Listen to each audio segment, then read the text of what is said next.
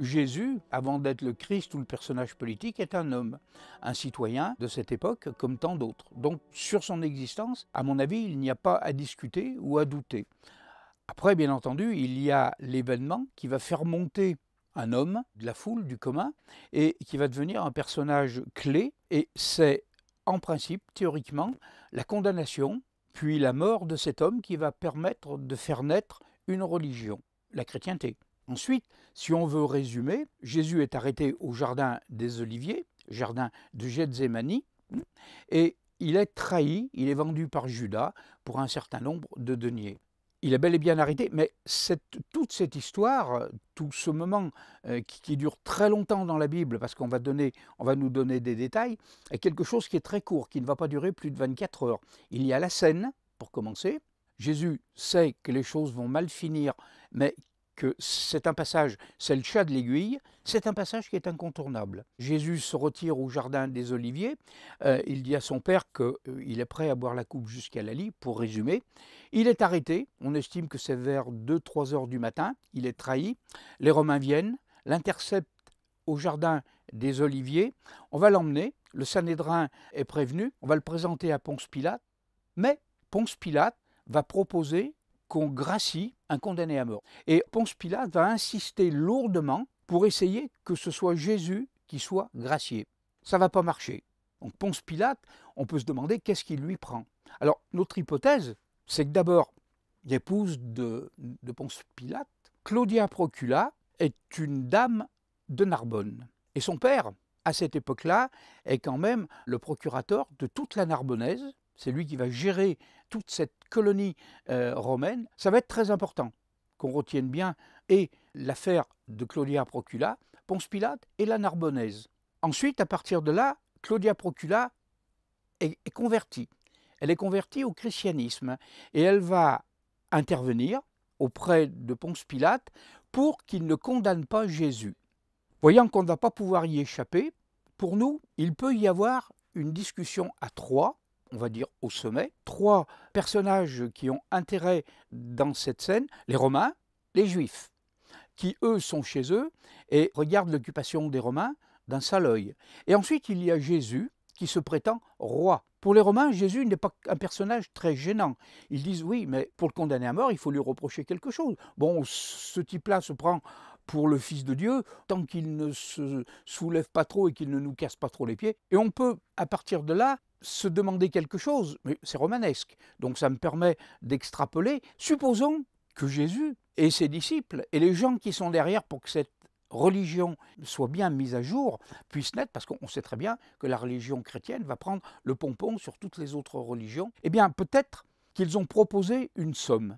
Ponce Pilate, encore une fois, c'est romanesque, se dit, ouais, je vais bientôt être à la retraite, ça peut mettre du beurre dans mes épinards, ça peut arrondir mes fins de mois, combien me donnez-vous? À partir de là, Jésus sent qu'il va pouvoir sauver sa peau. Les sommes sont convenues, Ponce Pilate est OK, et les Juifs ne se font pas trop tirer l'oreille.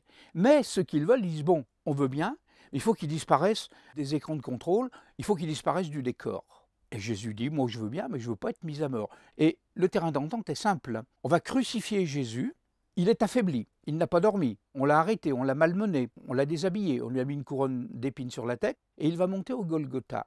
Il va falloir faire très vite. On approche de midi. On sait que la séance va être très épuisante. Ils vont arriver au Golgotha, on le crucifie. Ensuite, le supplice va continuer. On va estimer qu'on est à peut-être 1h30, 2h de l'après-midi. Il fait toujours très chaud. On va voir pourquoi j'insiste sur cette chaleur et cette souffrance au moment de la crucifixion. Et puis, au bout d'un moment, Jésus a soif. Avec cette chaleur, ce supplice, il demande à boire. Et le centurion demande aux légionnaires de planter une éponge au bout de sa lance et de lui porter l'éponge à ses lèvres. Et la Bible nous dit, et ils ont trempé l'éponge dans du vinaigre. Sauf que ce vinaigre, pour les Romains, a un nom particulier. Et c'est ce vinaigre qu'on va trouver dans les légions romaines lorsqu'elles sont en campagne. C'est un produit très précieux que les Romains n'ont pas en grande quantité, mais les légionnaires l'ont, c'est ce qu'on appelle la parsimonia. Et cette boisson va donner son nom à parcimonie. On va donner quelque chose avec parcimonie. On va donner ce qu'il faut, mais pas plus, parce que c'est précieux. Et la parsimona, c'est cette boisson qu'on va donner à Jésus, elle est faite de vinaigre, elle est mélangée à des aromates, des minéraux et du pavot. C'est une boisson qui va soigner les maux de l'intérieur si on est intoxiqué, même si on a été empoisonné, la parcimonia va permettre de soigner. C'est une sorte d'antibiotique extérieur et intérieur. On va soigner les plaies avec la parcimonia. Et elle est lénifiante. Elle contient des plantes telles le pavot, ou les papaveracées, ce qu'on appelle bêtement le coquelicot, c'est du pavot. Donc les Romains le connaissaient. Et là, Jésus boit.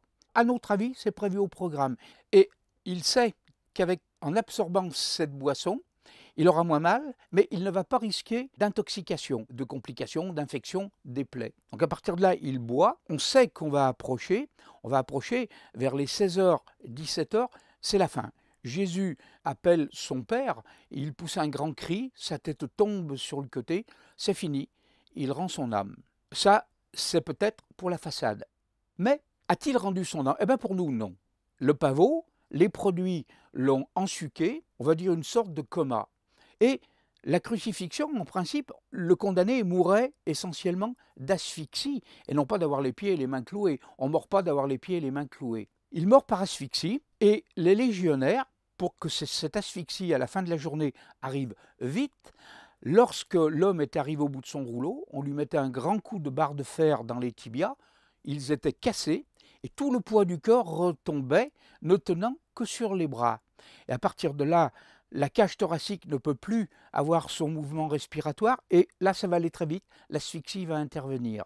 Mais on a la surprise, en lisant la Bible, qu'on ne va pas casser les jambes à Jésus. On ne lui brise pas les tibias, donc il ne peut pas s'affaisser et mourir par étouffement.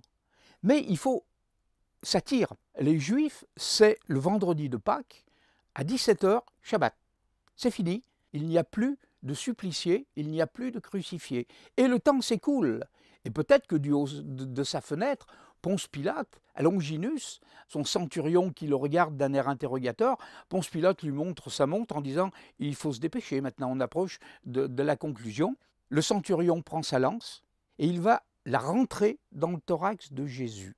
Et la Bible nous dit « du sang et de l'eau jaillissent ».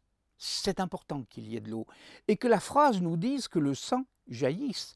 Demandez à un médecin, lorsque la pompe principale qu'on appelle le muscle cardiaque a cessé de fonctionner, un cadavre, même s'il a des plaies, le sang ne jaillit plus de ses plaies. Il suinte, c'est tout. À partir du moment où les plaies de Jésus jaillissent, et c'est pas moi qui l'invente, c'est pas une douzetterie, c'est la Bible, le sang jaillit, ça signifie que la pompe fonctionne encore. Donc, sur un plan administratif, Jésus n'est pas mort, mais on va simuler la mort. Le centurion sait très bien, et très étrangement, au lieu de lui balancer le javelot au centre du thorax, ce qui aurait effectivement perforé le muscle cardiaque, il va planter sa lance sous le côté droit et remonter sous les côtes.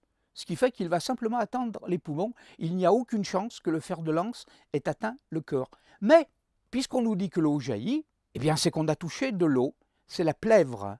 Et en fin de compte, le légionnaire romain a eu l'ordre de perforer la plèvre, l'eau va s'écouler et va empêcher que Jésus meure d'étouffement et de noyade intérieure. Et le sang va débrider. En fin de compte, le légionnaire débride la plaie de Jésus. C'est fini. Il n'y a plus aucune chance pour qu'il meure asphyxié par l'eau de son cœur. À partir de là, on va aller très vite, parce que aussi bien les partisans de Jésus sont atterrés de ce coup de lance, et les Juifs, cette fois, se disent « il est bien mort ». Et Ponce Pilate a rempli son contrat, il se dit « ma retraite est assurée avec le magot que je viens de gagner ». On va déclouer Jésus. Mais on a été tellement vite qu'on s'aperçoit que les Romains n'ont pas prévu de sépulture. Tout s'est passé en 12 heures. Et voilà qu'arrive notre dernier personnage, c'est Joseph d'Arimathie. Il a suivi, mais il n'est pas encore intervenu. Et au moment où les Romains se disent « bon, bah, d'accord, on va le déclouer, mais on le met où ?» Et Joseph d'Arimathie dit bah, « c'est bien, regardez à côté, j'ai mon tombeau, il est tout neuf, je l'avais prévu, et vous avez qu'à le mettre là. » Ça arrange bien les épinards que le tombeau de Joseph d'Arimathie soit au Golgotha, à quelques mètres, tout au plus quelques dizaines de mètres, du lieu de la crucifixion. On va le plier dans un suaire, sommairement, c'est fini. Et les adeptes de Jésus sont complètement consternés, ils sont ébahis, c'est fini, pour eux l'histoire va s'arrêter. Et on va emmener Jésus dans le tombeau de Joseph d'Arimathie. Alors, à partir de là, nous allons quand même souligner une petite chose, on a toujours pensé que la crucifixion est une histoire d'homme. Et si au lieu d'être une histoire d'homme, c'était une histoire de femme. Ce sont des femmes qui vont gérer cet événement. Claudia Procula, qui est l'épouse de Ponce Pilate et qui va user de tout le poids et de toute la persuasion qu'elle a pour dire à son mari « Ne le fais pas tuer, c'est important ». Ensuite, on a Marie-Madeleine. On a Véronique qui va essuyer le visage de Jésus pendant la montée au calvaire et qui va nous donner le fameux voile, la Véronica, la véritable image, la véritable icône. L'empreinte de Jésus avant le suaire de Turin, bien avant le suaire de Turin. Donc, en fin de compte, ce sont des femmes qui vont gérer cette situation. Et on va arriver au lundi matin de Pâques. Les femmes se rendent donc au tombeau avec une quantité d'aromates pour embaumer Jésus. Et là, il y a 2 ou 3 divergences, mais on va toujours au même fait, que les soldats romains sont atterrés, ils se cachent les yeux, ils ont vu quelque chose qui les a effarés. La pierre a été roulée, elle rentre dans le tombeau, et là, 2 versions, soit Jésus n'y est plus, mais le tombeau est vide, soit il y a un homme de blanc vêtu, et qui leur dit « Celui que vous cherchez n'est plus ici ». On nous dit que c'est un ange. Et on va s'apercevoir dans une des versions que le suaire et la mentonnière ont été soigneusement pliés sur la pierre qui sort de lit funéraire. Jésus, en tout cas, n'y est plus. Et Marie-Madeleine, elle est complètement attristée, elle est écrasée, elle sort, et dehors, il y a un jardinier. Et ça n'étonne personne. On est au pied du Golgotha, dans un cimetière, et il y a un jardinier. Marie-Madeleine va vers lui et lui dit « Où est mon Seigneur ?» Et le jardinier se retourne vers elle et lui dit « Mais tu ne me reconnais pas ?» Et voilà, c'est fait. Marie-Madeleine le reconnaît, et dans les écrits religieux, elle va lui dire un seul mot. Mais ce mot va résumer tout le lien qu'il y a entre Jésus et Marie-Madeleine. Dans sa joie, dans sa surprise complètement éreintante, elle lui dit « Rabouni ». En termes juifs, dans une famille, le père est le rabbin de la famille. Et Rabouni, pour l'épouse juive, c'est le mot rabbin, mon mari, maître adouci, amoureusement, affectueusement, disons, pour ne pas dire amoureusement. Et Marie-Madeleine lui dit Rabouni. Elle le reconnaît comme son maître, comme le chef de sa famille. Et en effet, et elle va pour le toucher, et Jésus le dit, ne me touche pas. Et avec son doigt, il retient Marie-Madeleine, et ça va être ce qui va permettre, soi-disant, de reconnaître le crâne de Marie-Madeleine, parce qu'à l'endroit où le Christ a posé son doigt, les cheveux ne sont pas tombés. Ça va être le reliquaire de la Sainte Baume. On sait que Marie-Madeleine est très riche. D'ailleurs, on pense que c'est pratiquement elle qui fait vivre le clan. Donc si elle est immensément riche, c'est peut-être elle qui a payé, on va dire, la rançon. Marie-Madeleine a géré la situation. Et effectivement, Jésus est ressuscité.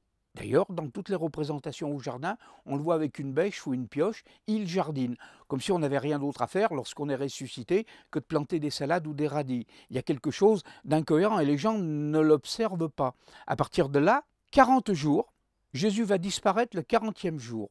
Parce que ça suffit. Les Juifs peuvent se dire, c'est bizarre ce type qui revient, qui marche, qui parle, qui a survécu. Et donc il va falloir faire très vite, 40 jours. Au bout de 40 jours, il disparaît. D'accord. Mais ensuite, on va s'apercevoir que Ponce Pilate ne veut pas d'emmerdement là-bas. Il va embarquer dans une barque, dans un bateau. On va enlever les voiles, les rames et le gouvernail. On va les emmener au large et on va abandonner le vaisseau. Et on va se dire, les éléments vont faire couler le vaisseau, on s'en sera débarrassé sans les avoir tués. C'est oublier Joseph d'Arimathie. Joseph d'Arimathie est armateur, donc il sait fabriquer des bateaux. Peut-être sait-il comment on peut manœuvrer un bateau sans voile, rame ou gouvernail. En tout cas, on va embarquer ces personnages et on va les abandonner au flot. Si Jésus est dans le fameux bateau, d'ailleurs on va reparler du reliquaire de la Sainte Baume, mais on va s'apercevoir que dans la barque, on nous montre soit un être emmailloté, comme une momie, c'est un mort, ou c'est quelqu'un qui a un pansement sur tout le corps. À partir de là, pour résumer l'histoire, la barque va échouer sur la rive de ce qu'est la Gaule à cette époque. Pour certains, les Saintes Maries de la Mer, et pour nous, c'est simplement l'endroit vers au Poule Périlos qui s'appelle Sainte Marie de la Mer. Du pluriel, on va passer au singulier. Mais dans la prononciation, il y a une étrange similitude entre les deux. Et les lieux-dits sont les mêmes, que ce soit la Sainte Baume ou que ce soit vers Barcarès. À partir de là, ils vont aborder. Peut-être que Jésus, au moment où on a discuté, Jésus a dit « Moi, je veux bien disparaître, si on me fout la paix. Mais je suis habitué à ce pays, je suis natif d'ici. Je ne me vois pas aller habiter, par exemple, dans un pays froid. » Et on va lui choisir un endroit de la Gaule où il y a un microclimat qui est à peu près le même que celui qu'on va trouver en Judée, le Perpignanais. À partir de là, c'est fini. Jésus disparaît, 40 jours, on nous dit qu'il monte en chair, c'est-à-dire incarné, vers son Père. Très bien. Marie aussi. Mais on va s'apercevoir, à partir de là, l'histoire va s'arrêter. Jésus disparaît. On nous dit que Marie-Madeleine va finir sa vie d'une façon érémitique. Elle va vivre en ermite. Elle va pleurer beaucoup. La perte de son Seigneur. La Sainte-Baume, pour nous, la Sainte-Baume est bidon. Ça s'est bien passé là-bas. Et à partir de là, ils vont se réfugier dans un endroit, parce que Ponce Pilate, revenons à Claudia Procula, Ponce Pilate a dû dire « Ouais, mais moi, je ne veux pas d'emmerdement. Je ne veux pas qu'il ressurgisse tout à coup n'importe où. » Et en disant « Tiens, voilà Jésus. » Non, la Narbonnaise, qui est sous la gestion du papa de Claudia Procula. On va le mettre, en somme, en résidence surveillée. Il a un immense territoire pour lui seul. Il ne va pas faire le zouave en reprenant un pouvoir et en se disant « je suis le roi ». Et il va pouvoir vivre et finir sa vie tranquillement avec peut-être une compagne, Marie-Madeleine. Hein, ça peut être quelque chose d'intéressant sur un secteur qui va devenir par la suite Périlos. Et à partir de là, ces personnages vont disparaître, c'est fini, et les Périlos vont prendre la relève. On n'oubliera pas que Joseph d'Arimathie, au pied de la croix, va recueillir du sang et de l'eau des plaies de Jésus dans un petit récipient. Et ce récipient, on va rentrer dans la grande histoire de la chevalerie et du légendaire et du mythe de grande envergure. C'est ce qu'on va appeler le Graal, le récipient, un contenant. Après, le contenu, c'est une autre histoire. On va voir le Graal comme une énorme émeraude. On va voir également le Graal, reprenons tout simplement les aventures d'Indiana Jones, le vrai Graal, qui est gardé par le dernier Templier. Le vrai, c'est celui qui est en terre cuite, ce n'est pas celui qui est en or, avec tout un tas de pierreries. Ça se passe là-bas. Effectivement, le papa de Claudia Procula, discretos, on a dû lui dire « tu gardes un œil sur ce zouave, il ne faut pas qu'il aille faire l'andouille, faire des miracles n'importe où. » On lui donne un endroit, il vit là, s'il fait le con, on le zigouille. Jésus ne fera plus le con et on n'aura pas le zigouillé. Il mourra, d'après nous, de sa belle mort, dans un secteur qu'on va appeler Périlos. Jésus a 33 ans lorsqu'on le crucifie. On peut estimer que 33 ans, on est quand même encore dans la force de l'âge. En plus de ça, on voit que sur un plan morphologique, Jésus a quand même encaissé tout le supplice de la crucifixion. Donc il a une constitution. Et, eh bien, mon Dieu, s'il se met à vivre d'une façon, je dirais, familiale, de créer une toute petite communauté, et à partir de là, on va s'apercevoir que les premiers rois wisigoths vont nous dire qu'ils sont d'essence divine. Le fameux sang bleu va commencer à couler. On va entrer dans cette histoire et dans ces énigmes des rois qui se disaient issus de Dieu. D'ailleurs, nos rois de France ne deviennent rois que lorsqu'ils ont eu le Saint-Crème, cette fameuse onction qui va faire d'eux un roi d'essence divine et d'essence d'homme.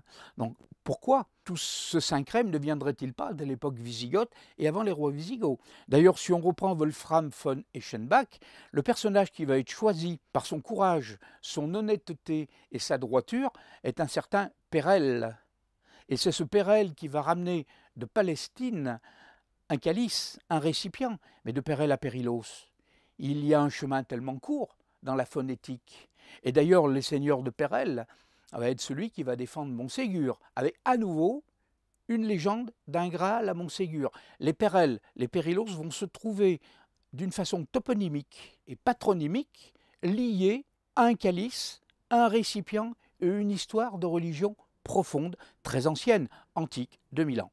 Marie-Madeleine a orchestré tout ça, on en est persuadé, puisque certains vont même beaucoup plus loin en estimant que le Graal est une créature humaine, une femme. Et si on veut aller encore plus loin sur la symbolique, et là, si on va avoir la surprise qu'on nous dit que le Graal a été taillé dans une énorme émeraude. Pourquoi pas? Mais ça aurait pu être un rubis. C'est beau, un rubis, c'est rouge. Un saphir, un diamant, ce sera encore plus extraordinaire. Non, on nous dit que c'est une émeraude. Quelle est la particularité d'une émeraude? Elle est verte. Le vert, c'est la complémentaire du rouge. Dans le Graal, nous avons tout. Le contenant, qui est vert, et le sang qui est à l'intérieur, qui est rouge. Même en couleur, on va rentrer dans ce qu'on appelle le cercle chromatique, la primaire et sa complémentaire. Et ce n'est pas un Saint-Yves d'Alvèdre qui va me contredire avec son archéomètre où on reprend les couleurs pour aller sur les objets. Donc, un Pérel va récupérer le calice, et d'ailleurs, Wolfram von Eschenbach nous dit que ce calice, ce Pérel, qui est de la région pyrénéenne, va ramener le calice au pied des Pyrénées. Au pied des Pyrénées, oh ben c'est pas compliqué, on a Perpignan, et puis si on va sur Narbonne où il y a le papa de Claudia Procula, eh bien on a Opule, Périlos, toujours dans ce secteur, et on ne va pas jusqu'à la Sainte-Baume.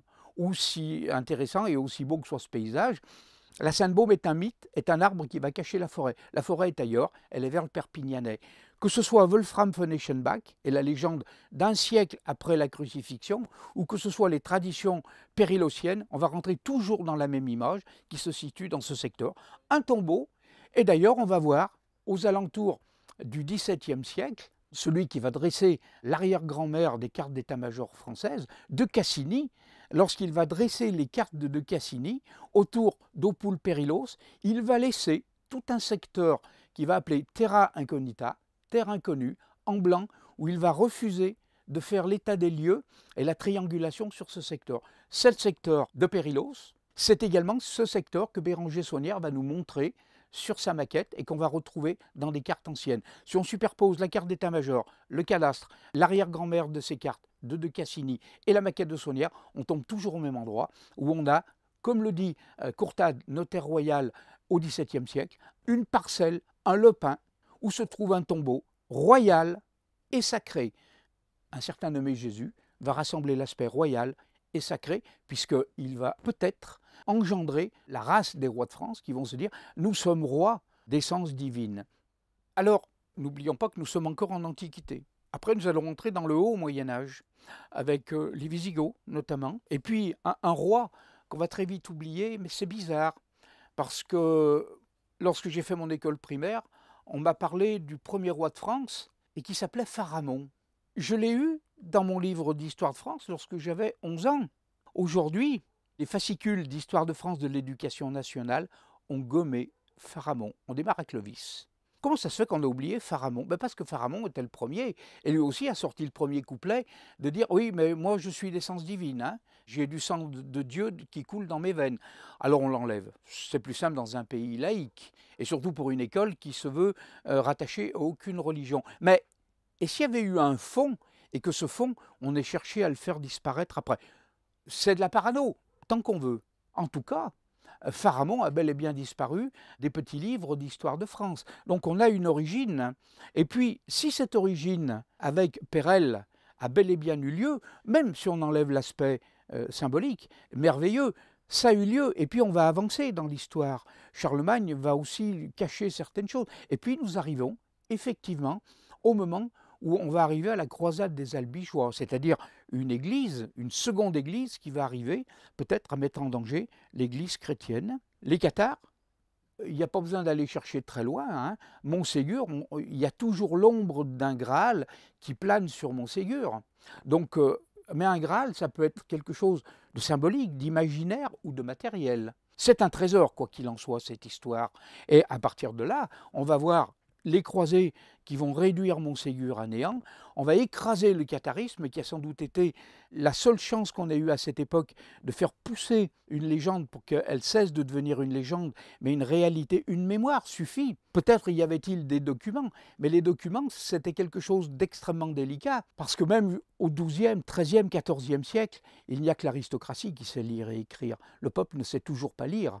Donc trimballer des documents, oui, c'est possible, mais c'est réservé à une élite. Et quand je dis élite, ce n'est pas l'élite morale et chevaleresque, c'est ceux qui ont le fric, le pouvoir et qui ont des archives, qui savent les lire et les écrire. Donc, cathares, templiers, savent lire et écrire, ça tient la route. La transmission, la communication va se faire là. N'oublions pas que les templiers ont été ceux qui ont tenté quelque chose d'extraordinaire en allant à nouveau eux en Palestine, et peut-être finir de rapatrier tout le matériel qu'il y avait lieu de rapatrier depuis déjà 1200 ans. Alors je pense qu'ils ont ramené la finalité, le Graal, un siècle après Jésus-Christ, donc ça fait quoi, 100 ans? L'ordre du Temple, c'est le XIIIe siècle. Donc on n'a plus remis les pieds là-bas, Et ce qui devait être là-bas, il devait y avoir d'autre chose que ce fameux calice qui a été rapatrié. Le calice, si on n'a pas d'autre chose, ça ne suffit pas. Surtout qu'on avance dans le temps et les gens deviennent de plus en plus incrédules. Il va leur falloir des miracles, il va leur falloir des reliques, il va leur falloir des événements historiques, guerriers, il va falloir du merveilleux autour de tout ça. Tout est resté là-bas en Palestine. Il est possible que Salomon ait planqué des choses dans les écuries et que tout le monde étant au courant, on s'est dit les croisades, ça va passer inaperçu. Donc on va utiliser, à mon avis, ce moment de grand fracas, de grand désordre, de grands idéaux religieux et philosophiques pour rapatrier, et on va le voir avec Guillaume de Roussillon et Guillaume de Beaujeu, rapatrier tout ce qui manquait en Gaule. Et c'est ce que j'ai déjà expliqué, de façon à ce que cette Gaule ne devienne plus la Gaule mais la France, qu'on soit en zone franche, et que cette France franche devienne fille aînée l'Église, sous la protection de l'Église. Et à partir de là, effectivement, on peut supposer que l'ordre du Temple a fini de rapatrier tout ce qu'il fallait. C'est un trésor fabuleux, même si ce sont que quelques bouts de parchemin, quelques objets, mais qui datent de cette époque, et qui vont s'imbriquer comme un puzzle, et pour dire, bon, le Graal, vous y croyez pas, c'est pas grave. Et ça vous suffit, voilà des écrits. Donc l'ordre du Temple a été le dernier moment où on avait la chance de rapatrier en Gaule les derniers éléments qui complétaient le Graal qui était revenu 100 ans après la crucifixion.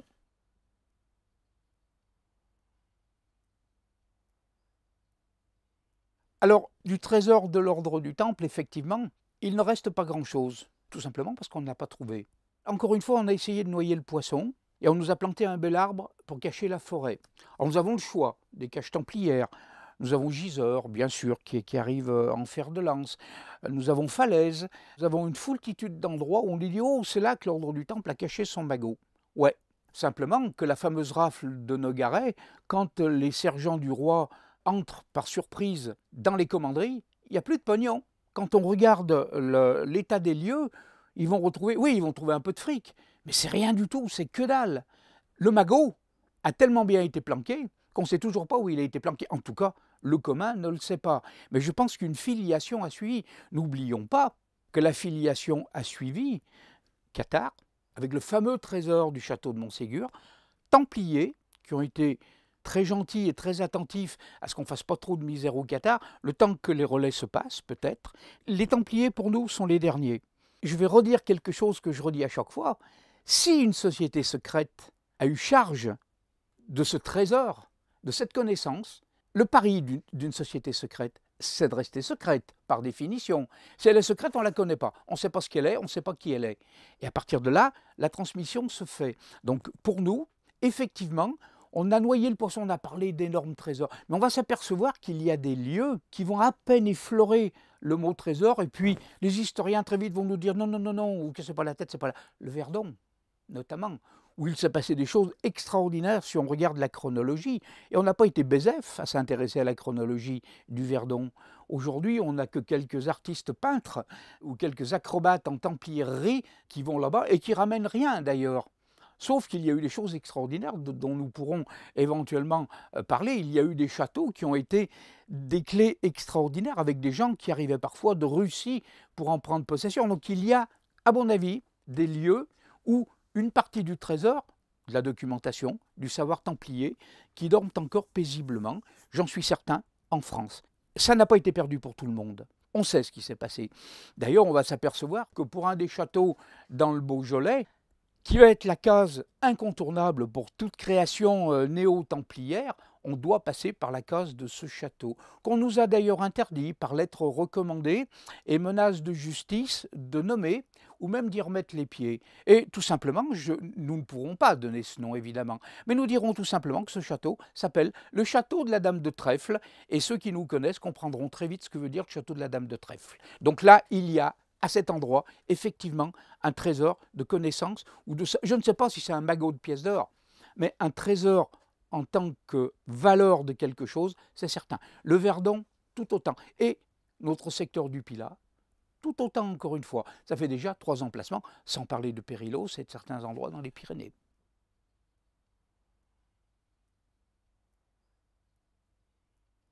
Nous avons sorti un livre, il y a une trentaine d'années, sur un site dans le massif du Pilat, dans la Loire. La seule revue qui se soit intéressée à nous, je crois que c'était Science et Vie, sous la plume de son rédacteur en chef. Et lorsqu'il a voulu faire un article sur notre livre, ses patrons lui ont conseillé de mettre en pédale douce et de ne pas le faire. Donc l'article a été annulé, mais nous sommes passés dans la rubrique livre. Nous avions eu droit qu'à une colonne, mais extraordinaire, et sous la plume de M. Messadier, que je remercie encore ici s'il nous voit et nous entend, et il avait mis pour titre « Misère et folie de l'archéologie ». C'est-à-dire, il se disait, mais avec ce que vous avez écrit, et il m'a dit, je vous préviens, je vais vérifier ce que vous avez écrit. Si c'est vrai, je vous fais un article gratiné sur votre livre. C'est pas vrai, je vous descends, je vous coule à pic. Il a vérifié et il m'a dit, c'est ok, c'est banco, je vous fais votre article. Il n'a pas eu le droit. On peut se poser la question, simplement par un mot. Pourquoi ? À partir de là, je n'ai pas les réponses, donc je ne peux pas répondre ou dire, mais pourquoi les autorités ne bougent-elles pas ? Pourquoi les autorités ne bougent-elles pas ? On va nous dire, on n'a pas d'argent. Ou quand on voit ce que coûtent certaines fouilles, l'argent il y a, surtout si on trouve des choses intéressantes qui peuvent apporter d'autres choses. Mais ces sites, que j'appellerais des sites majeurs, on n'y va pas. On n'y va pas, on n'en parle pas, on va au contraire les étouffer. Et nous pouvons prouver des choses extraordinaires sur des sites où des autorités ou des gens sous titre d'autorité vont maquiller des peintures du XIIIe siècle ou même encore plus loin, les modifier en disant nous allons les restaurer. On va bousiller des vestiges, essayer de faire des photographies avec flash dans certains endroits, on va vous sortir un coup de pied dans le derrière. Et quand on voit que ces gens-là, eux, ne vont pas utiliser des flashs, mais des peintures pour changer le nombre d'étoiles, leur position ou d'autres détails, c'est extraordinaire. Nous en avons des exemples, et si un jour il faut montrer ces exemples, il n'y a pas de problème. Monsonnès en a fait partie, où là aussi, joyeusement, Templier, c'était une des plus grosses commanderies vers l'Ariège. On a modifié son passé, on a effacé certaines choses, et on n'a pas hésité carrément à certains moments à briser des pierres parce qu'elles avaient des gravures extraordinaires dessus. Donc l'ordre du Temple, on en est certain, a eu accès à quelque chose. Et aujourd'hui, on nous dit « Ah, l'ordre du Temple, ça y est, on revient au sujet fumeux, les réincarnations de M. Jacques de Molède, les réincarnations de ci, les fantômes de ça, on en a marre de toutes ces histoires. » On sait d'ailleurs comment finissent certaines sectes néo-templières. Citons simplement ceux qui vont se flinguer, se suicider ou se faire suicider dans un coin, en étoile, autour d'un feu. Ça sent le soufre et on va jusqu'à nous interdire à nous de citer certains sites sous menace de nous retrouver devant le tribunal. Donc à partir de là, si c'est une fumisterie, pourquoi on nous interdit d'en parler? Au contraire, ça va faire rire tout le monde. Mais si ce n'est pas une fumisterie, il ne faut pas qu'on en parle. Alors on va dire non, ce n'est pas intéressant, on a autre chose à faire et on va fouiller ci et ça. On va pas aller plus loin, on va s'arrêter là. Ce qu'on pourrait ajouter, c'est qu'il suffit pour ces services officiels et ayant tout pouvoir de nous dire bah, banco, oui, on va faire une recherche à l'endroit que vous allez nous donner. Enfin, nous avons des courriers, hein, on leur a déjà écrit plusieurs fois et les réponses sont du genre prenez 2 cachets d'aspirine, allez vous coucher, ça ira mieux demain matin. Ou d'autres, pire, nous disent mais on ne va pas y aller, il n'y a rien à l'endroit que vous nous indiquez, il n'y a rien. Si vous voulez juste un petit exemple, on va s'apercevoir pour un site templier dans les gorges de l'Ardèche où on s'est moqué de nous jusqu'à un certain moment. Reprenons Léo Ferré, on peut nous rire au nez, mais ça dépend de quel rire. Mais on va s'apercevoir qu'on va nous lâcher une vingtaine de gendarmes en tenue de combat un bel après-midi d'été pour nous tomber dessus sur un site où on avait l'autorisation écrite de faire du nettoyage et de désherber. Pourquoi ça? Puisqu'on désherbait. Ça gênait qui? Puisque les autorités ne voulaient pas désherber. Nous, on l'a fait gratis. Mais après, avoir le culot, 10 ans après, de venir nous voir en disant « les relevés que vous avez faits, vous ne pourriez pas nous les donner, ça nous intéresserait. » Et puisque vous nous avez dit que c'était bidon et qu'on était des pillards et des destructeurs, vous voulez nous relever? Et quand on voit ce qu'ils font sur le site, on nous dit « oh, c'est un endroit qui a appartenu à l'ordre de Malte. » Mais l'ordre de Malte n'a jamais mis les pieds à cet endroit. On le sait. En échange, si on cherche bien, on va trouver des écrits qui montrent que c'était bien l'ordre du Temple qui était propriétaire à cet endroit. Et on a continué à chercher pendant 4 ans, 5 ans. On a trouvé un sarcophage, vide évidemment. On a trouvé quelques ruines, vides évidemment. Et on nous dit, vous voyez, il n'y avait rien d'intéressant. Mais attendez, quand on construit une maladrerie, dans un endroit perdu, il faut déjà aller la construire. Comment y emmène-t-on les malades, qui sont déjà malades et fragiles? C'est sûr qu'en arrivant, il ne doit plus y avoir beaucoup de survivants. Il ne doit pas y avoir un gros travail de soins à donner. Mais c'est l'idéal pour cacher quelque chose. Et aujourd'hui, on nous a même demandé où était la nécropole. Parce que la nécropole, nous l'avons retrouvée. On ne l'a pas fouillée, on l'a resituée et d'une façon indiscutable. Et aujourd'hui, les officiels, à cette époque-là, l'ont cherchée. C'est bizarre, nous, avec aucun moyen, on l'a trouvé, et eux, avec les moyens qu'ils ont, ne l'ont pas trouvé. Donc aujourd'hui, oui, on pourrait venir nous trouver et nous dire, on va trouver un arrangement, vous allez nous dire où il faut chercher, et je suis d'accord. Et ça ne se fera pas sans moi sur le terrain. Je me suis suffisamment fait avoir pour maintenant ne plus marcher dans cette histoire. Je n'ai plus confiance. On nous a tellement enfarinés en 40 ans, on nous a menti. J'ai même des courriers où le ministère de la Culture, enfin où ses représentants bien sûr, s'engageaient vis-à-vis de nous à respecter ce qu'on avait fait, et le lendemain matin faisaient tout sauf respecter ce qu'on avait donné. Alors à partir de là, chat échaudé craint l'eau froide. Je veux bien, mais je veux y participer, je veux être là. C'est étrange. Nous, on va nous interdire, on va nous menacer de porter plainte. Et à côté de ça, vous avez des sociétés bidons, néo-tartampions, qui font tout, qui escroquent et qui vont faire des choses complètement délirantes. Et on dit, ils sont un peu turbulents, ce sont des jeunes, vous allez voir, ça va se passer. Non, en fin de compte, on va laisser cristalliser autour. On va laisser tout un tas de choses se brancher là-dessus, et on dit, regardez, ça ne tient pas debout, l'ordre du Temple. Vous avez vu combien il y a de sectes néo-templières en France? Et là, sans doute, si vous regardez la liste des sectes qui avaient été dressées à une certaine époque, c'est incroyable. Donc à partir de là, on est noyé, on a noyé le poisson, on a planté tout un tas d'arbres pour cacher la forêt, et on est tranquille. Ensuite, quel est l'intérêt? Comme on nous le demande souvent, quel est l'intérêt des autorités? L'intérêt, c'est que ce sont des freins, et puis les archéologues, aussi bien intentionnés, aussi bien outillés soient-ils, ne peuvent pas fouiller et être présents partout. Il y a de moins en moins d'archéologues pour aller sur le terrain. Périlos, aucun ne nous a proposé de nous accompagner, aucun. Lorsque nous, on s'est intéressé à Périlos, ça fait quand même maintenant plus de 38 ans, il n'y avait rien. Il n'y avait qu'un berger qui de temps en temps passait, ou des gens qui venaient faire des photos, ou des gens qui arpentaient le secteur avec un sac à dos. C'était des marcheurs, des randonneurs, des gens qui y allaient pour faire du VTT, ou d'autres qui y allaient pour fumer quelques saloperies. Mais ça n'allait pas loin.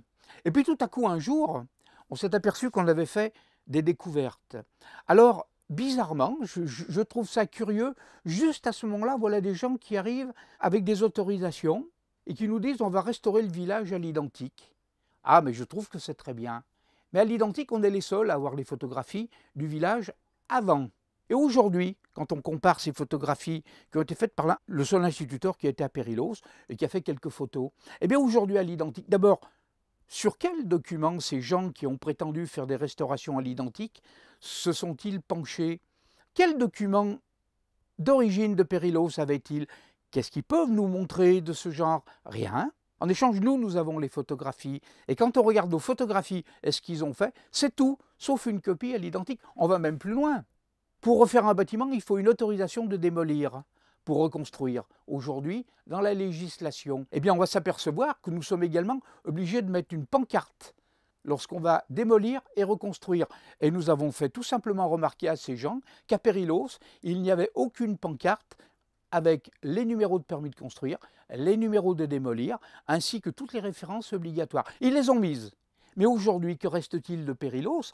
Un village refait, comme si on avait fait un décor d'Hollywood. Ah, c'est très beau, c'est très romantique, c'est très beau, mais il y a quelque chose qui tourne pas rond. Et en tout cas, tout ce que nous avions trouvé comme sculpture dans les caves et comme indication autour de l'église, curieusement a disparu parce que aujourd'hui, on peut dire, mais ça n'existe pas, vous le savez bien, regardez, on a cherché. Bien sûr, on a cherché, mais on a surtout dégagé, effacé et abîmé, pour ne pas dire enlevé, toutes les gravures que nous avions trouvées dans les caves. Dans une cave, par exemple, nous avions des gravures qui montraient des clés. Mais une clé sert à quoi? À ouvrir une serrure. Et ouvrir une serrure, ça sert à quoi une serrure? À protéger une porte. Et ça sert à quoi une porte? À protéger quelque chose qu'on veut tenir fermé. Ces caves où nous avons les photographies, nous avons même des moulages faits avec la pâte à modeler. Hein. Et à cette époque-là, le numérique n'existait pas. Aujourd'hui, on peut faire une photographie avec une soucoupe volante sous Périlos en numérique. Les photographies que nous avons, nous, c'est de l'argentique. En gros, à moins d'avoir un laboratoire photo à Hollywood, ce que nous n'avons pas, les photographies que nous avons tirées sous Périlos sont authentiques. Et on a la chance d'avoir gardé les négatifs. Autrefois, on appelait ça des négatifs. Aujourd'hui, avec le numérique, vous l'avez dans le chou. On peut vous accuser de tout. Les clés ont été taillées, dessinées dans une cave où nous avons localisé 2 souterrains. C'est marrant, c'était 2 clés qui étaient gravées. Oh, on sait que tous les paysans s'amusent à graver des clés dans leur cave, c'est bien connu. Le Français grave toujours des clés dans sa cave. On n'a pas eu le temps d'y aller et puis ça a été très vite. La mairie est intervenue et puis ces gens-là qui sont arrivés en disant mais nous on va réhabiliter le village. Ah, pour réhabiliter, ils l'ont réhabilité. Par exemple, on a détruit un des drains qui empêchait l'humidité d'aller sous l'église alors qu'on leur a dit mais il y a un drain là-dessous. Ce qui fait qu'alors qu'il est, vu que l'humidité n'est plus drainée, eh ben, l'eau est montée dans, par exemple, les caveaux qui étaient sous l'église. Donc à partir de là, je me pose des questions. Je veux bien qu'on remonte Périlos à l'identique. Mais qu'est-ce que l'identique quand on ne sait pas ce que c'est? Venez voir dans nos vitrines tout ce qu'on a trouvé.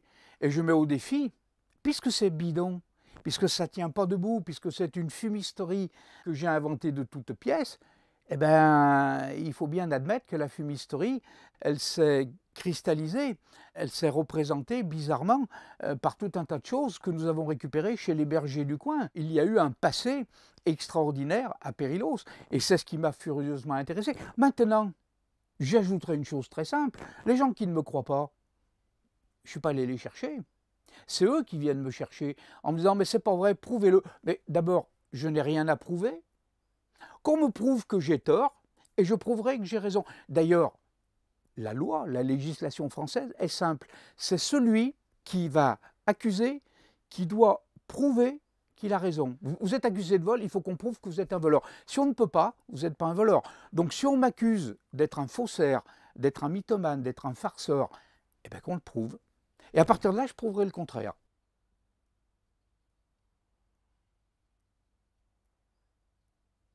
Il y a eu une histoire qui était orientale au départ. Pour des raisons que j'ignore encore aujourd'hui, je le dis froidement, pourquoi on a décalé? Bon, je pense qu'on a décalé parce qu'on n'allait plus avoir la maîtrise sur ce qui s'est passé là-bas. Rebelote pour l'ordre du Temple.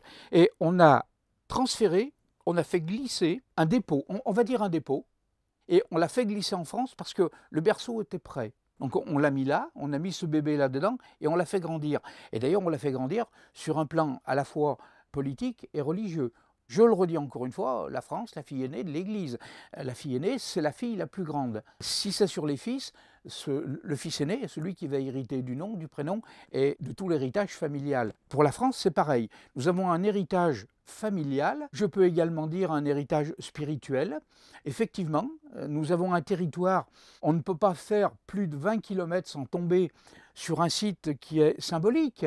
Ah, on va pas y voir la réincarnation de Joc de Molay, ni de Vercingétorix, mais ce sont des endroits où la religion a laissé des empreintes et où avant la religion, il y avait d'autres empreintes. La France est un pays extraordinaire, mais un peu comme toute l'Europe. L'Espagne, la Catalogne, l'Allemagne, tous ces pays, l'Italie, qui nous environnent, ont eu le même sous-sol et à peu près les mêmes histoires. Sauf que nous avons hérité d'objets qui, pour des raisons que j'ignore encore aujourd'hui, ont été rapatriés en France, et non pas en Catalogne, en Espagne, en Allemagne ou en Italie. C'est en France.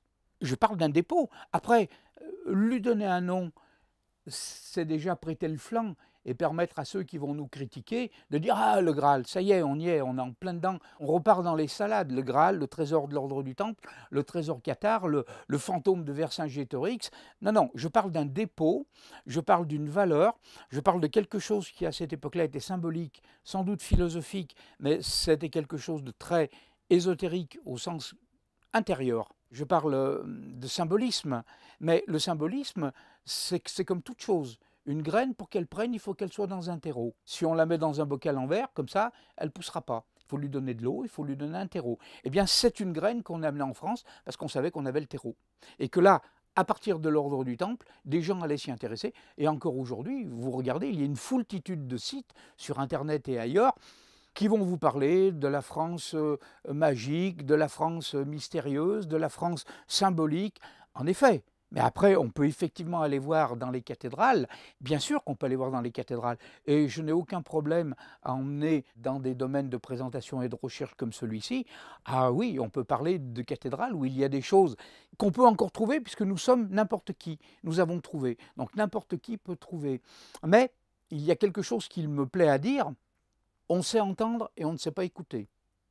Il y a une nuance entre entendre et écouter. Et il y a aussi une nuance entre voir et regarder. Le touriste va voir, le curieux va regarder. Le touriste va entendre et le curieux va écouter. Et à partir de là, vous avez une foultitude d'événements historiques et géographiques et monumentaux qui vont vous permettre de regarder et d'écouter.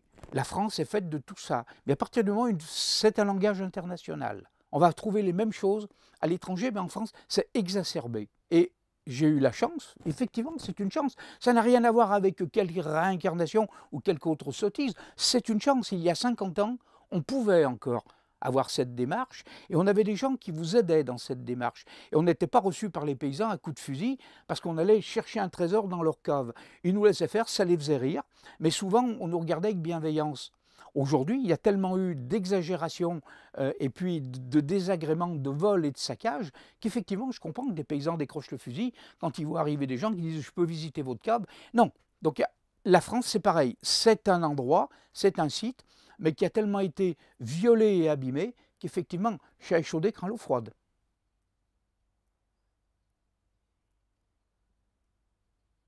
Rennes-le-Château est un exemple caractéristique.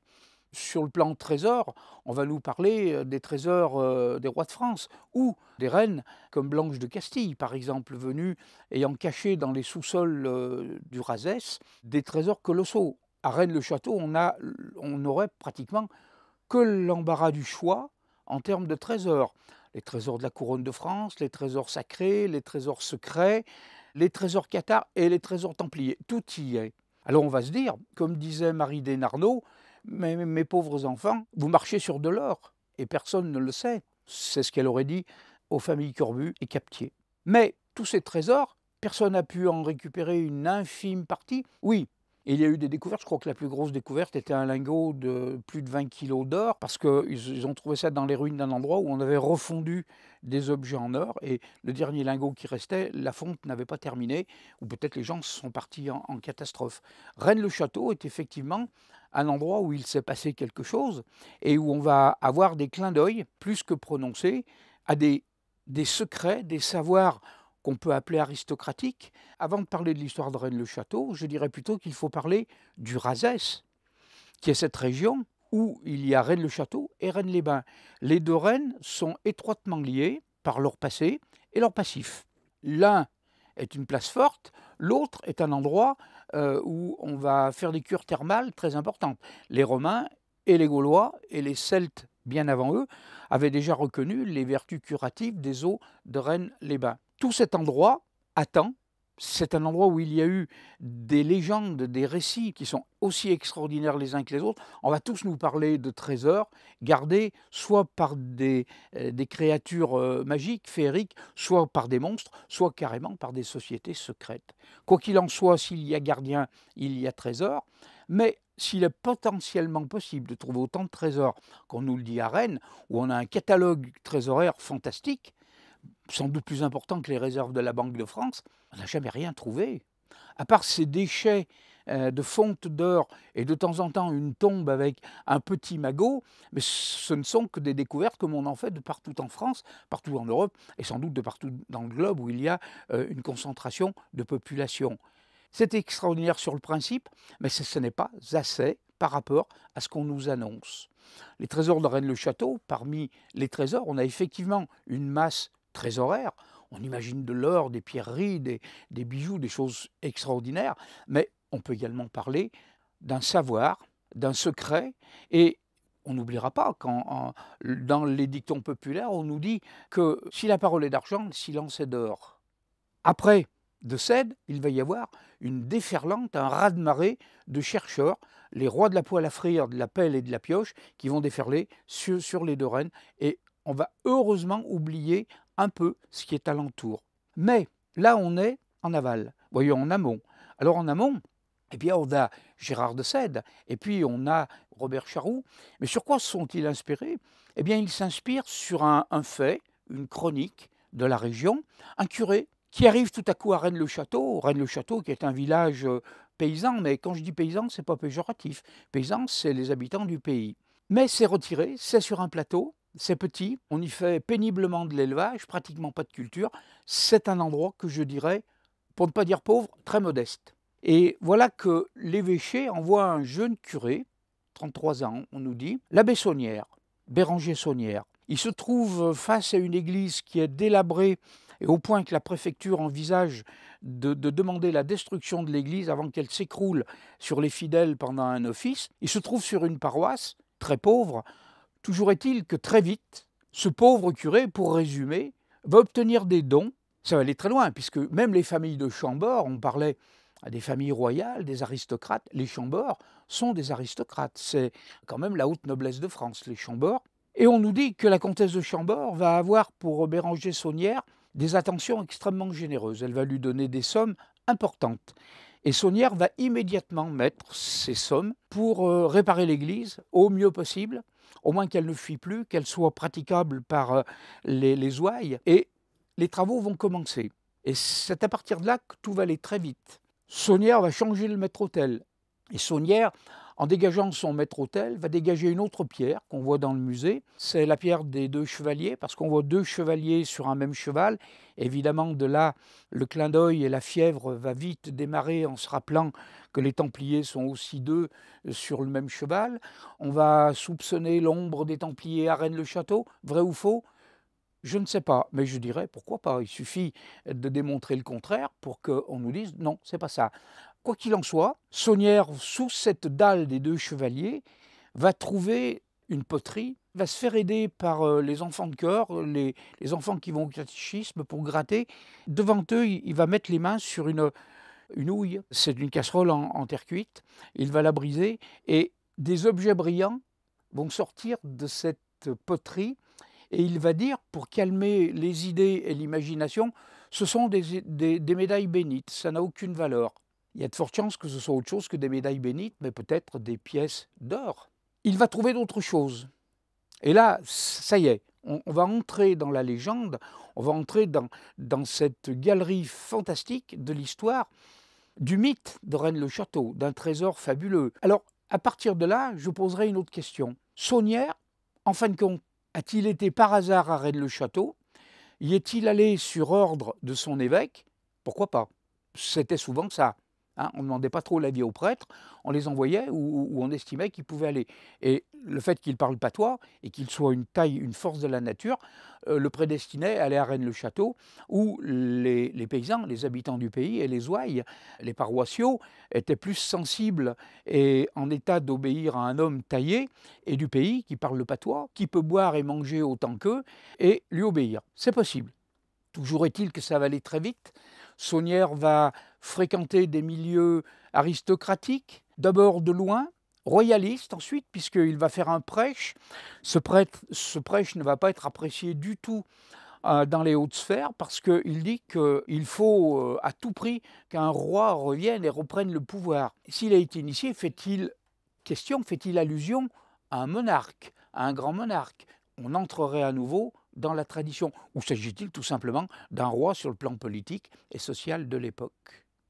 On ne sait pas. Toujours est-il que la préfecture va lui rappeler le bon ordre des choses et en le mutant, lui enlevant son salaire, parce qu'à cette époque-là, c'est l'État qui paye le salaire des curés, on lui enlève son salaire, la préfecture demande à ce qu'il soit déchargé de sa charge de prêtre à Rennes-le-Château, l'évêché le met professeur dans un lycée à Narbonne. Et à partir de là, d'autres relations vont intervenir, le préfet va laisser Saunière remonter à Rennes-le-Château, et là, la légende va se mettre en route.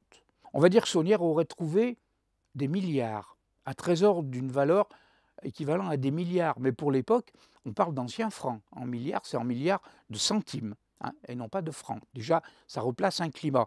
Toujours est-il qu'effectivement, il va trouver quelque chose, puisqu'il va financer la restauration de l'église entièrement, faire refaire le presbytère, et ça va aller encore plus loin.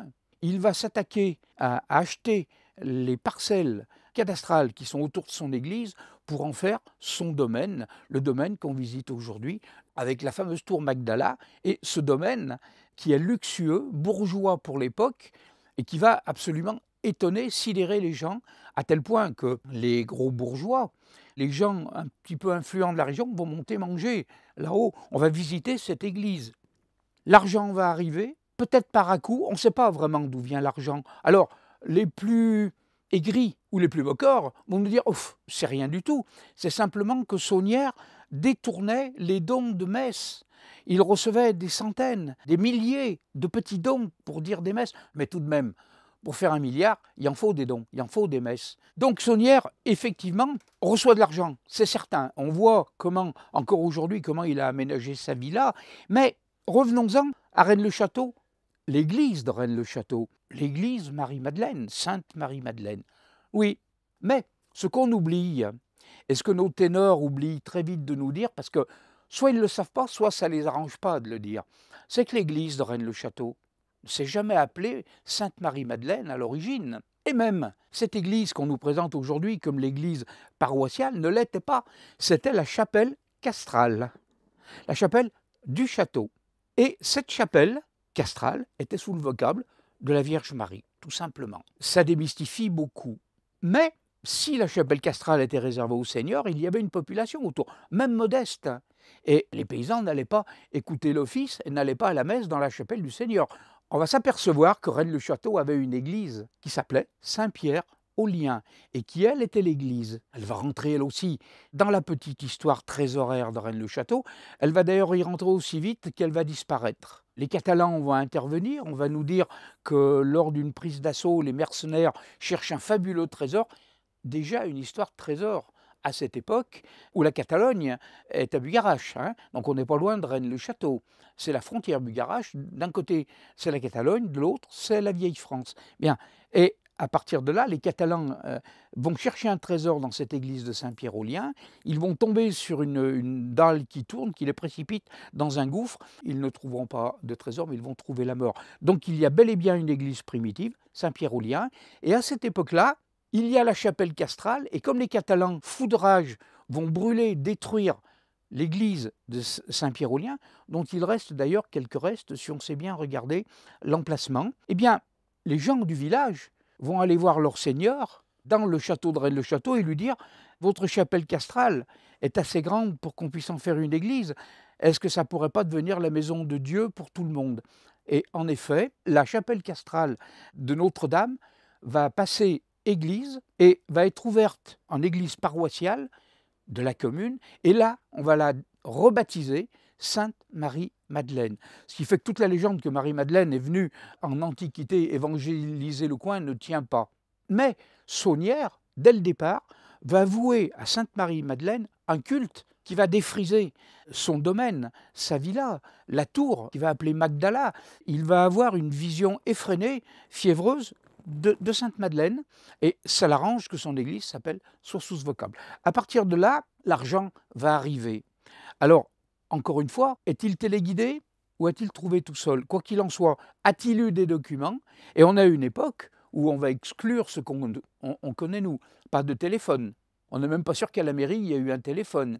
Pas d'Internet, pas de photocopieuse, pas de communication facile avec l'extérieur, il n'y a que le courrier. Si Saunière a eu accès à des documents, dans une vie, avec ce qu'il a fait, ce qu'il a trouvé, c'est impossible.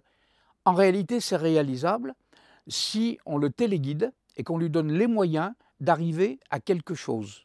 Si une sorte d'aristocratie secrète s'est incrustée autour de Saunière pour le pousser, et qu'il ait servi de fer de lance ou de chien truffier, c'est possible. On lui a donné les moyens, les documents, et on est même allé plus loin, si tant est que ce soit on. Peut-être a-t-il fait tout ça tout seul, mais quand même s'il a le savoir qu'on peut avoir au séminaire, au grand et au petit séminaire, ça fait beaucoup pour un enfant du pays d'avoir eu une structure et une instruction et un savoir d'une telle quantité. À mon avis, ce n'est pas possible. Donc il a fallu qu'on le téléguide. Discretos, ça a très bien marché.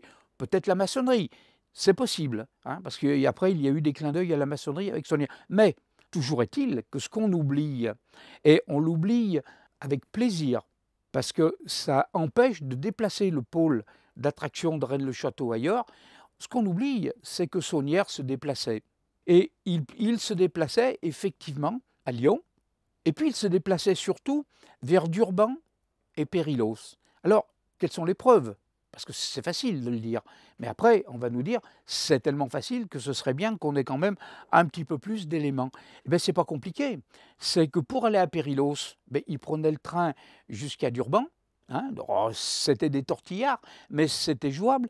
Et on sait où il mangeait à Durban, dans une famille. Mais ensuite, on a dans les archives religieuses ce que j'appellerais le carnet de bord de la cure de Durban, et Saunière venait très souvent visiter son homologue, le curé de Durban, qu'il hébergeait un jour ou deux. Et à partir de là, c'est pas compliqué. Pour aller en mulet de Durban à Périlos, 2 heures. C'est rien du tout. Et Saunière étant taillé en force de la nature, il pouvait arpenter pratiquement aussi vite qu'un âne ou un mulet pour aller de Durban à Périlos. Parce que quand même, Saunière a fait des découvertes. À Rennes-le-Château, il ne peut pas avoir fait des découvertes, à part celles qu'il a fait en fouillant, en dégageant la grande dalle, et ensuite en s'illustrant pour avoir saccagé certaines tombes dans le cimetière, et plus particulièrement peut-être une tombe des Hauts-Poules, donc une autre famille aristocratique locale. D'où Saunière sortait-il soit un petit trésor, soit un gros, soit peut-être ce qu'on a déjà vu, c'est-à-dire quelques personnes qui ont pu lui dire « Bon, vous allez travailler pour nous, on va vous dire ce qu'il faut chercher. Si vous trouvez, on va vous donner de l'argent pour continuer vos recherches, à vivre. On va le tenir un petit peu par l'argent. » Toujours est-il que Saunière va aller à Durban et à Périlos. Et là, on a des certitudes numismatiques, parce que dans les pièces de monnaie qu'il va collectionner, qui seront ensuite revendues, parce qu'il avait besoin de fric, et Marie Desnarnaud aussi, une fois que l'abbé est mort, elle va revendre ses collections, et on va s'apercevoir que des pièces qui ont été trouvées à Périlos sont les mêmes que celles qui étaient dans sa collection. Ça peut être un hasard, parce que des pièces numismatiques, on en trouve de partout. Donc on peut avoir les mêmes. C'est déjà un hasard. Mais ensuite, on a quand même cette fameuse trace d'archives dans l'église de Durban. N'oublions pas que l'église de Périlos dépendait de l'église de Durban depuis le moment où on va rattacher tout ce secteur à la France, le traité de Corbeil. Donc à partir de là, on va s'apercevoir que Saunière n'a pas pu trouver, s'il trouve un trésor à Rennes-le-Château comme on le prétend, et comme ça arrange tout le monde, mais sans doute, peut-être, a-t-il eu connaissance, ou lui a-t-on donné connaissance de Périlos, et en lui disant, ben voilà, Rennes-le-Château, c'est l'arbre qui cache la forêt de Périlos, via Durban, et Saunière va suivre. Et on va s'apercevoir, pour porter l'intérêt sur Périlos, supposons que notre hypothèse soit juste. Saunière, par Durban, monte à Périlos. On peut douter jusque-là. Mais ensuite, on va s'apercevoir que Saunière n'est pas le seul à s'intéresser à Durban. On va avoir des toubis qui vont s'intéresser depuis Rennes-les-Bains à Périlos, en allant soigner la population de Périlos gratuitement. C'est loin quand même. Et puis, il y a les malades qui étaient à Rennes-les-Bains. Donc, il y a certains toubis de Rennes-les-Bains qui avaient peut-être intérêt à aller à Périlos, voir les paysans qui, étant contents qu'un médecin vienne les soigner de si loin, puissent faire des confidences sur certaines choses. Quoi qu'il en soit, Saunière est allé à Périlos, via Durban. Et là, il est impossible que ce soit d'une façon hasardeuse. Saunière n'a pas vécu centenaire, il n'a pas eu un siècle. Et même, c'est une époque où, je l'ai déjà dit, la communication ne rend pas les choses faciles. Donc Saunière savait ce qu'il avait à trouver à Périlos, et on pense qu'il en a trouvé une portion qu'il rapatriait sur Rennes pour continuer sa vie, et en fin de compte, à tenir Périlos éloigné et secrète. Et encore aujourd'hui, les chercheurs de Rennes-le-Château, les ténors, n'apprécient pas du tout qu'on essaye de déplacer le point focal et trésoraire de Rennes-le-Château à Périlos, parce que ça nuit un peu à leur petit commerce, à tel point qu'une association de Rennes-le-Château voulait bien que nous fassions des conférences et qu'on travaille avec eux, sous réserve de ne pas parler de Périlos. Or, ne pas parler de Périlos, c'était couper court à tout. Nous pensons que Saunière savait pour Périlos. Il n'a pas pu passer ce temps à chercher. Il savait, on lui a certainement dit, on ne sait pas qui. On lui a dit, voilà ce qu'il y a à trouver, vous le trouvez, vous prenez votre part du gâteau et vous nous ramenez la galette pour nous. On pense qu'il a au moins trouvé une des 2 tombes. D'ailleurs, que ça plaise ou que ça ne plaise pas, je sais que ça gêne beaucoup de chercheurs, encore aujourd'hui, il y a la maquette. On attend toujours qu'on nous la conteste avec tout ce qu'on nous a promis de preuves et de documents. Ça fait maintenant 25 ans qu'on attend qu'on nous démolisse la maquette. On attend toujours, c'est toujours pour demain. Après, parler de la maquette, ça va nécessiter trop de temps. On va résumer. Simplement, Saunière, à la fin de sa vie, va commander dans une fonderie d'objets religieux un paysage qu'on va appeler maquette, parce que dans un de ses courriers, c'est lui-même qui l'appelle maquette. Hein, donc moulage, non, il l'appelle moulage. Voilà, donc c'est un moulage. Ce moulage représente un paysage où on va trouver les lieux saints de Jérusalem, le jardin des Oliviers, le Golgotha, un endroit qui s'appelle Citerne, des choses religieuses et avec un paysage. Et alors à partir de là, on nous a dit non, c'est les petits bollandistes qui ont commandité la maquette. Elle était faite pour les catéchismes, pour qu'on puisse apprendre aux enfants le catéchisme. Mais ancienne, est-ce qu'on enseigne à des enfants? Oui, on enseigne aux enfants le catéchisme, évidemment. Mais va-t-on leur raconter toute une religion sur simplement les endroits des dernières 24 heures du Christ? Ça ne tient pas debout. C'est comme nous raconter la vie de Napoléon en nous disant qu'il est mort sur une île anglaise. Ça ne suffit pas, c'est idiot. Donc à partir de là, nous doutons et nous avons suffisamment d'éléments. Nous avons notamment le courrier où Saunière commande son moulage. Et ensuite, à partir de là, ce moulage, Saunière est à la fin de sa vie lorsqu'il le commande. D'ailleurs, le dernier courrier que nous avons, la fonderie n'ayant plus de réponse de Saunière en disant « Bon, alors, est-ce qu'on le coule en bronze ou on ne le coule pas, ce moulage? Est-ce qu'il vous convient ou est-ce qu'il ne vous convient pas ?» Il ne répond pas.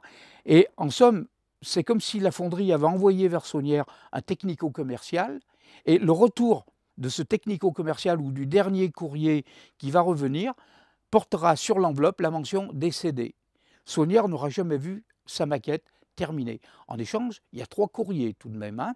Donc, il y a les modifications qu'il va demander. Et ensuite, après, il y a la commande, les modifications et un 3e courrier marqué « décédé ».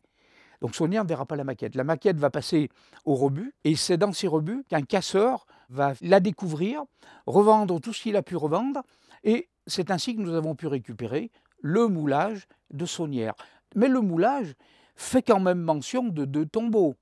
Et à partir de là, pour ceux qui ont prétendu que c'était pour apprendre le catéchisme aux petits enfants, sur ce moulage, il y a 2 tombeaux. Le tombeau, c'est écrit « Tombeau de Joseph d'Arimathie, tombeau de Jésus-Christ ». Alors qu'on sait bien, si on relit la Bible, qu'il n'y a qu'un seul tombeau, le tombeau de Jésus et le tombeau de Joseph d'Arimathie. Il n'y en a qu'un. Saunière en montre 2. Soit il a trop bu du vin des Corbières, soit il a pété les plombs, et il ne sait plus ce qu'il raconte, soit il est prêtre, il sait très bien qu'il y en a 2, et cette maquette, ce moulage, qu'on l'appelle comme on veut, certains l'ont même appelé une bouse de mammouth. Eh bien, une bouse de mammouth peut-être, mais elle est là, elle a des noms, elle représente un relief, qu'on le veuille ou non, que ça plaise ou non. Et va-t-on apprendre des mensonges au catéchisme? Donc l'hypothèse de l'objet pédagogique s'écroule de lui-même, parce que c'est un mensonge, il n'y a qu'un tombeau et non 2. Si Saunière en a mis 2, c'est qu'il y en a 2. Et on pense que c'est là que Saunière est allé se sucrer, est allé chercher des éléments, ou peut-être, c'est peut-être là qu'on l'a envoyé remplir sa mission, en disant vous allez aller là-bas et nous rapporter tout ce que vous pouvez de ces 2 endroits, et on vous laissera une jolie part du gâteau. Cette maquette, en fin de compte, représente un paysage. Alors on va nous dire, ça représente Jérusalem. Quand on regarde le moulage lui-même et ensuite les cartes d'état-major de Jérusalem, parce que l'IGN vous en fournit de Jérusalem, sans avoir affaire au service secret ou du contre-espionnage, et on va s'apercevoir que ça ne colle pas. Alors déjà, ça ne colle pas, et on s'est dit, si ça ne colle pas, est-ce que ça collerait au paysage de Rennes-le-Château? Alors là, on a commencé à voir les ténors et les charognards venir tourner autour de notre maquette et nous dire on va chercher, on va vous faire votre travail, on a cherché, on n'a rien trouvé. Tout le monde a pensé, tout le monde, les quelques personnes qui ont pu voir la maquette et à qui on l'a confiée pour un travail de recherche, ont convenu que c'était difficile de coller ça à la géographie de Rennes-le-Château, encore moins de Rennes-les-Bains. En échange, un jour, celui qui avait en main le commerce du site, du domaine de l'abbé Saunière et qui devait l'exploiter, on lui a prêté la maquette sur un été et il nous a dit il faut faire un moulage parce que soit on va se la faire voler, soit ils vont essayer de la fracasser. On est allé faire un moulage et c'est lorsque le mouleur qui travaillait pour le musée lapidaire de Narbonne nous avait fait la copie par élastomère, par empreinte, lorsqu'il a démoulé, eh bien on s'est aperçu que l'élastomère qui est le négatif représentait une partie de la topographie de Périlos, avec des détails qui n'étaient pas discutables. Si sur Rennes-le-Château, le relief n'apparaissait pas, sur Périlos, il apparaît inversé. N'oublions pas que Saunière se plaît, dans différentes réadaptations et réhabilitations de son église, à inverser. Il va renverser le pilier pour le mettre à l'envers. Il va inverser certaines choses.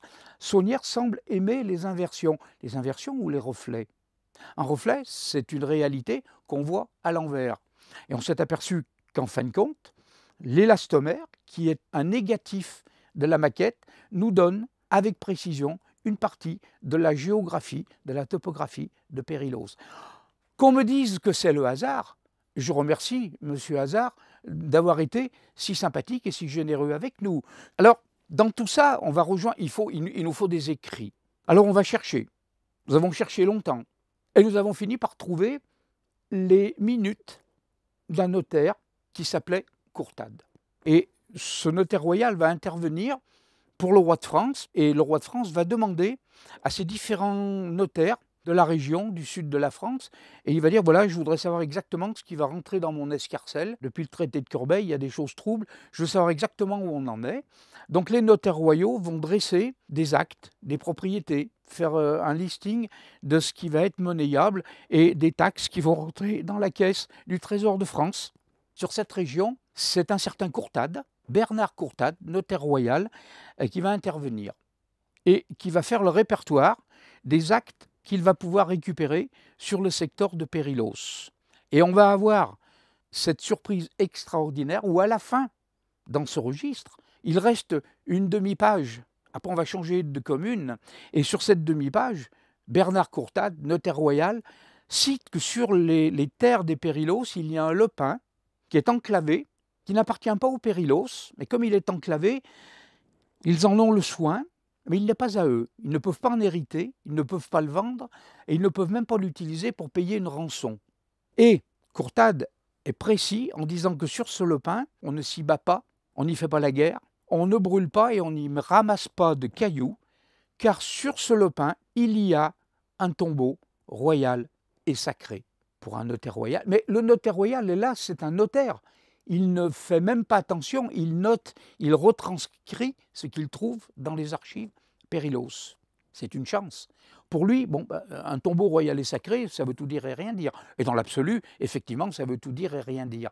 Remis dans ce contexte, on va s'apercevoir, quand on a la page de Courtade, et où il nous donne les moyens de triangulation pour repérer ce fameux lopin, on va s'apercevoir que De Cassini, lors de ses relevés, de la matrice primitive de notre territoire, l'arrière-grand-mère des cartes d'état-major, sur ce secteur, De Cassini refuse de faire un état des lieux précis, terra incognita, la tache est blanche. Quand on superpose la carte d'état-major d'aujourd'hui à la carte de Cassini, à la maquette et au cadastre, on retombe toujours sur le même endroit où sur la maquette, Saunière nous met tombeau de Jésus, tombeau de Joseph d'Arimathie. Si c'est un hasard, ou si c'est un amusement pédagogique pour intéresser les petits-enfants à l'histoire de l'Église, c'est formidable, ça a marché.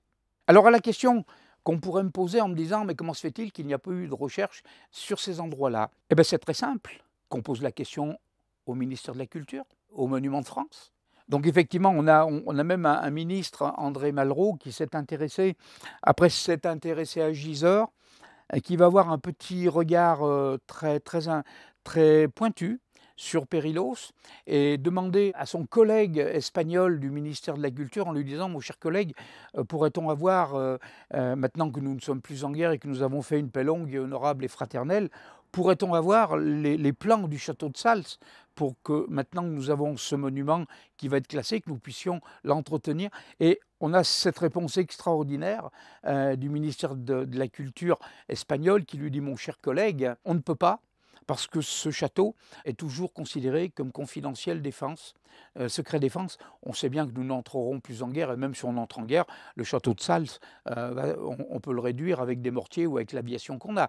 Donc il y a quelque chose qui ne colle pas, et surtout que Malraux va demander où sont les sources d'eau chaude. Les sources d'eau chaude, elles sont à Périlos. Alors on peut supposer qu'effectivement, sous Périlos, il y a des galeries, qu'elles soient naturelles ou aménagées. D'ailleurs, ça peut être des galeries d'abord naturelles et aménagé, parce que la nature a fait très bien le travail pendant des milliards d'années, grugeant tous ces secteurs et creusant des galeries. D'ailleurs, au demeurant, on a pas loin du château de Sals une résurgence qui a rendu du colorant qui était lâché à Bugarache. Donc si ce colorant a fait Bugarache-Sals, en gros, c'est bien qu'il y a des galeries souterraines, même si elles sont envahies par les eaux du sous-sol, ça fonctionne. Il y a des galeries, mais s'il y a des galeries pour l'eau, il peut y avoir des galeries pour autre chose. Et il peut y avoir les galeries historiques, ésotériques, hermétiques, qui vont relier tous ces lieux à une même histoire. On va toujours retomber dans la même histoire et on va souvent voir dans tous ces milieux des officiers allemands, lors de la dernière guerre, venir s'intéresser particulièrement à certaines choses. Ça va très vite ensuite être oublié parce que c'est la guerre, on a autre chose à penser, et puis c'est pas la peine de revenir là-dessus, mais on va s'apercevoir que pas mal de monde s'intéresse à ces endroits. Saunière en a fait partie. Saunière est allé dans ces secteurs et on est certain que Saunière n'a pas pu ne pas connaître les deux tombeaux. Sinon, pourquoi les aurait-il mentionnés sur sa maquette s'il ne les connaissait pas? Et s'il les a connus, la question encore plus intéressante, comment? Il n'a pas pu les découvrir tout seul. C'est impossible. Une vie n'est pas suffisante. Il a bien fallu que quelqu'un lui dise « Allez donc voir de ce côté, vous allez nous rapporter du bon gâteau ». Et en effet, il y est allé, il a ramené du bon gâteau. On prétend que Saunière, sur son lit de mort, aurait prononcé à l'abbé qui le confessait, d'abord il lui a dit Jean 23. Alors Jean 23, on a deux solutions. Est-ce le nom d'un pape, Jean 23? Effectivement, il y en a eu un qui a porté ce nom. Ou une référence biblique, Évangile de Jean, verset 23, Jean 23. Ou le pape, ou un verset biblique. Et quand on regarde les deux, ça ne manque pas de piquant. Autant l'un que l'autre, parce qu'on s'aperçoit que Jean 23 a tripatouillé dans des milieux maçonniques à très haut niveau et dans des loges qui officiellement n'existaient pas. On est sur une maçonnerie parallèle. Ça, on y a retrouvé.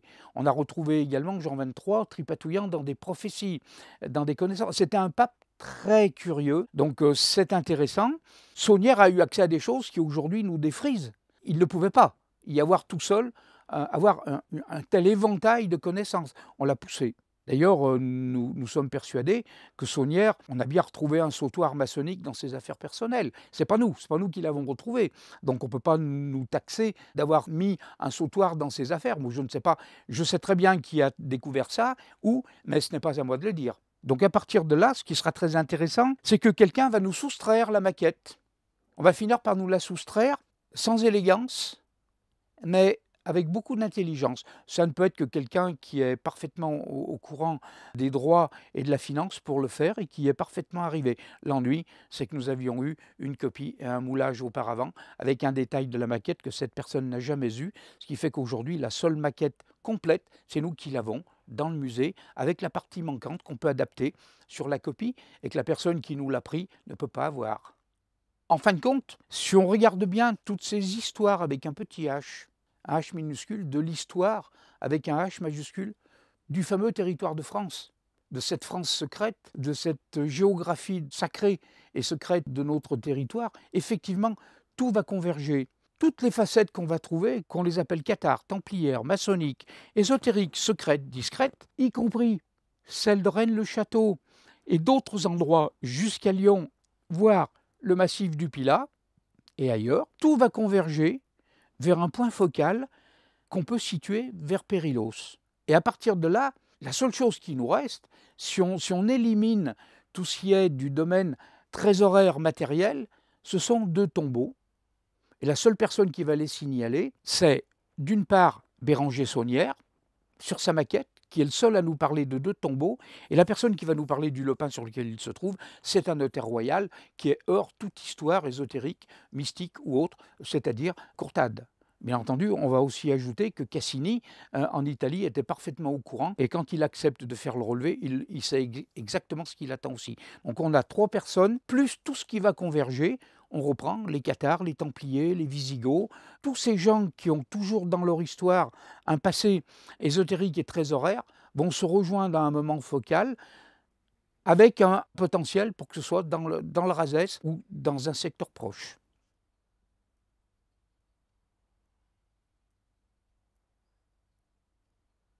Si jamais le point focal est passé par un homme qui s'appelle Jésus, avant d'être Jésus, avant d'être fils de Dieu tel qu'il a pu vivre et que les humains ont pu le voir lorsqu'il était vivant, avant d'être soit le fils de Dieu, soit un prophète, soit tout ce qu'on veut, avant tout, c'était un homme.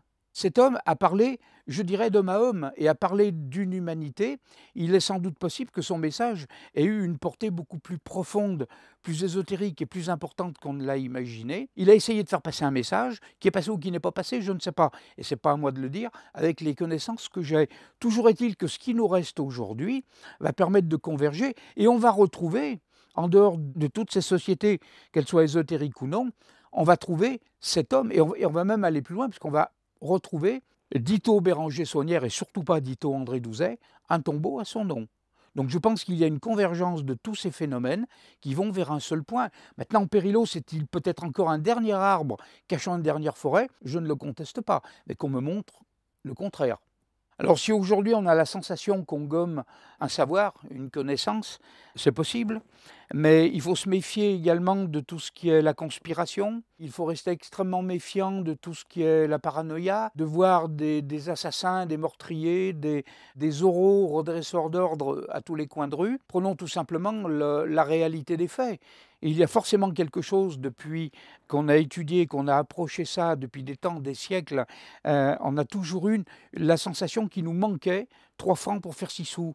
Et peut-être y a-t-il eu à un moment, peut-être encore aujourd'hui, l'idée que certaines choses, comme toute vérité, n'est pas toujours bonne à dire, ou ce n'est pas encore le moment de la dire. On ne sait pas. Alors dans tout ce que j'ai pu chercher c'est facile, trouver c'est déjà plus difficile. Mais dans ce que j'ai pu chercher, trouver, beaucoup de personnes m'ont aidé, hein. Ce n'est pas un travail vraiment solitaire. J'ai eu la chance de trouver des personnes, des Serge Jutin, des Daniel Réju, qui m'ont aidé sans rien attendre, parce qu'ils n'avaient rien à attendre de moi. Ils étaient beaucoup plus hauts et beaucoup plus forts que moi. Mais en fin de compte, je me suis aperçu dans toute cette recherche qu'au départ, on est sur un rêve, on est sur un passe-temps. Peu à peu, le passe-temps va devenir passion.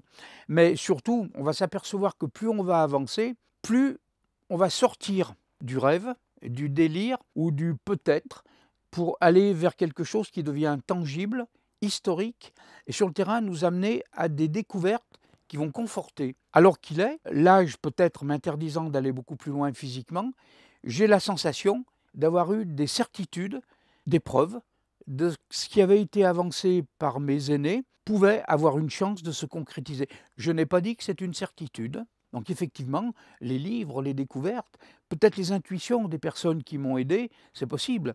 Mais en tout cas, ce que nous avons trouvé, nous l'avons trouvé. Il y a un point focal, il y a une convergence, bien malin, qui pourra lui mettre un nom ou une toute petite phrase dessus, parce qu'à partir de là, elle sera dévoilée. Le jour où on va finir par résumer ce qu'on a trouvé à un mot ou quelques mots ou à une toute petite phrase, ce sera éventé, ce sera fini, ce sera à la portée de tout le monde, et il n'y aura plus cet aspect, sinon secret, discret, et je pense que tout ce savoir, tous ces gens ont convergé vers le même endroit, et peut-être parfois sans le savoir, comme moi. Si on peut penser que les Français ne connaissent pas leur pays, on va à ce moment-là se rappeler de ce vieil adage que nul n'est prophète en son pays. C'est-à-dire qu'on voit aujourd'hui des gens qui font beaucoup de voyages, beaucoup de tourisme et qui vont à l'étranger. J'en ai connu notamment qui étaient allés vers les pôles, dans les déserts, au fond des forêts amazoniennes. J'en ai connu un comme ça. Et lorsque je lui ai demandé s'il avait visité les Pyrénées, il ne les avait pas visitées. On va plus facilement voir loin qu'on va voir ce qui est près de nous.